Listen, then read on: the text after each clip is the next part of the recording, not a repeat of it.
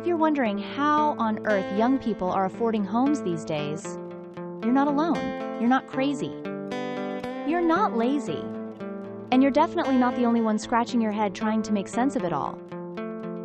Between soaring property prices, high interest rates, rising insurance costs, and basic maintenance fees, buying a home can feel less like achieving the dream and more like chasing a mirage. But here's the twist that no one talks about. A growing number of young buyers aren't affording these homes the way you think they are. Behind every "just closed on my dream house" Instagram post is a truth many won't admit publicly. And today, we're pulling back the curtain. Let's talk real numbers. The median home price in the US is now hovering around $417,000. That's not a luxury condo or a 5-bedroom suburban estate. That's just average. Now, let's say you manage to scrape together a 10% down payment, which is already more than many first-time buyers can afford. With a 7% mortgage rate, your monthly PITI principal, interest, taxes, and insurance lands just under $3,000 per month. And that's just your basic housing cost. We haven't even factored in the day-to-day living expenses. Think utilities like internet, water, electric, heating fuel. Then throw in landscaping, pest control, appliance repairs, and seasonal maintenance. All those things either cost you money or steal your time, and usually both. These aren't one-time hits. They're recurring, often rising, and always inconvenient. When your roof leaks or your water heater dies, those unexpected bills can quickly derail your budget. And guess what? They never come when you're ready for them. These surprises tend to arrive right when you're least equipped to handle them. That's the hidden reality of homeownership, especially for first-timers who budget for the down payment, but not the full lifestyle shift that comes with owning. Now let's compare that to income.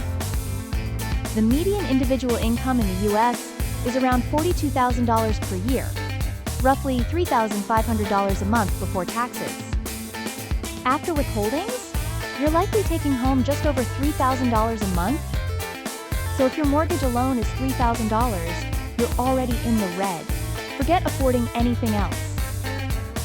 Without external help, home ownership becomes not just difficult, but mathematically impossible. So how are people doing it?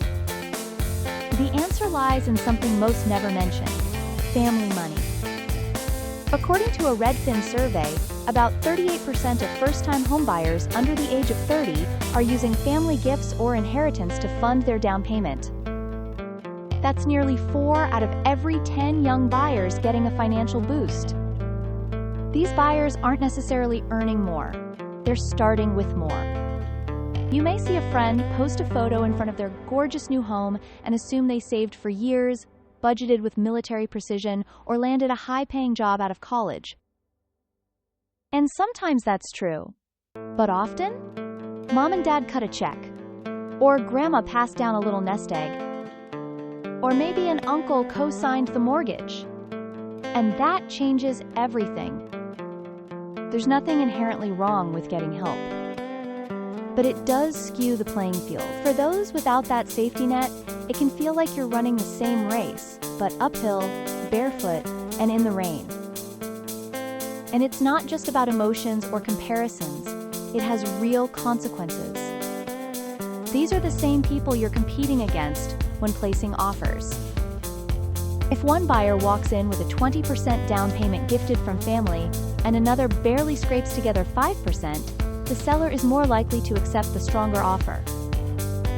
Bigger down payments mean fewer financing issues, faster closings, and less risk to the seller. Some buyers can even waive contingencies or go over asking because they've got backup. You, on the other hand, might have perfect credit, a steady job, and impeccable budgeting habits. But in this game, cash often speaks louder than responsibility. And this is where it starts to feel hopeless for a lot of first-time buyers. Because doing all the right things still doesn't seem to get you ahead. But don't give up, because while the game might feel rigged, there are still smart ways to play it. Let's talk strategy. If you're not receiving family help, you're not out of the game. You just need a smarter playbook. One powerful strategy is something called house hacking. It's where you buy a property, maybe a duplex, triplex, or a home with a basement suite or spare bedroom, and rent out part of it while living in the rest. That rental income can significantly offset your mortgage, and in some cases, completely cover it. It's not always glamorous.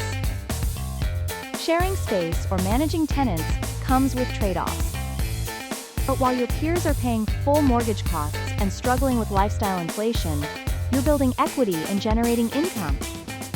It's one of the fastest ways to turn a liability into an asset, something millionaire investors do all the time. Another option? Partner up. Buying a home with a trusted friend, sibling, or cousin is becoming increasingly common. Split ownership means split costs, shared risk, and a faster path to building wealth. It's unconventional.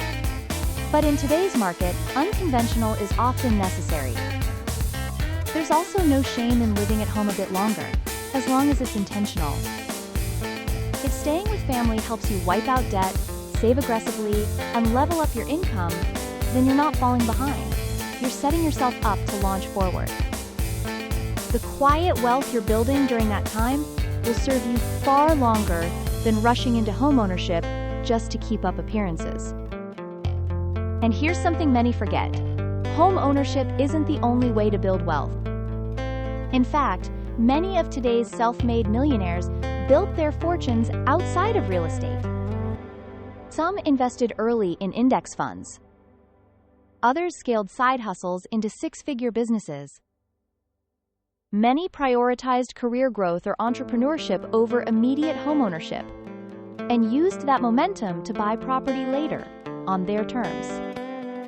So when you hear advice like, just wait until you can afford to buy in cash, or only buy if you can put 40% down, it might sound conservative, but it can backfire.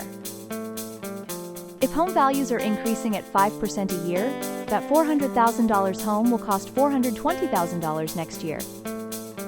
If your savings aren't growing at the same pace, you'll always be chasing a moving target. Yes, patience is powerful, but timing also matters. Sometimes getting into the market early, even modestly, positions you better than sitting on the sidelines waiting for the perfect moment. Look, it's easy to feel behind when your peers are posting keys, moving boxes, and smiling selfies from new kitchens. But what you don't see is the full financial picture behind those photos. Some have help. Some are stretched beyond their limits. And some are just one broken water heater away from a financial crisis. Just because someone owns a home doesn't mean they're wealthy. In fact, many are drowning in mortgage debt, juggling student loans, and living paycheck to paycheck. Don't let surface-level appearances pressure you into a decision you're not ready for. The truth is, if you're staying debt-free, saving consistently, and investing in your future, you're already ahead. You're building quiet wealth, the kind that compounds over time and doesn't rely on appearances. And when the time comes for you to buy a home, it will be from a place of power, not panic. So if the housing market feels like an impossible mountain, know this: you don't have to climb it like everyone else. There are different paths, smarter strategies, and with discipline, patience, and a little creativity, you'll get there. And when you do, it'll be on your own terms. That's real financial freedom. Enjoyed this video? Give it a thumbs up if this gave you clarity and hope. Leave a comment below. Are you planning to buy soon, or are you waiting? And make sure to subscribe for more powerful personal finance content that helps you build real wealth, quietly, strategically, and sustainably. Thanks for watching. Your journey to wealth starts here.